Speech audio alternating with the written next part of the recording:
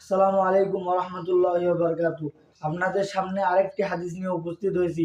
অবশ্যই হাদিসটি শুনে যাবেন এবং উপকারে আসবে, এবং হাদিসটি বেশি বেশি করে শেয়ার করবেন এবং ফলো করবেন, যাতে করে অন্য ভাই এবং মুসলমান আপনার এই হাদিস দ্বারা উপকার হতে পারে।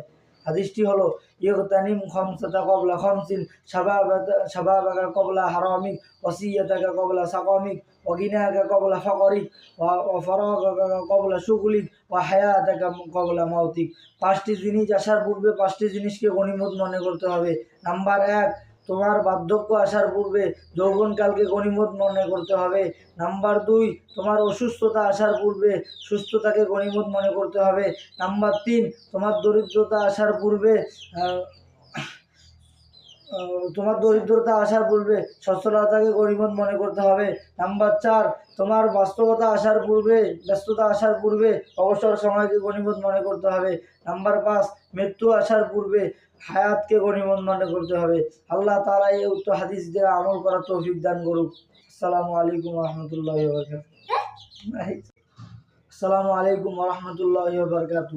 আপনাদের সামনে আরেকটি হাদিস নিয়ে উপস্থিত হয়েছি।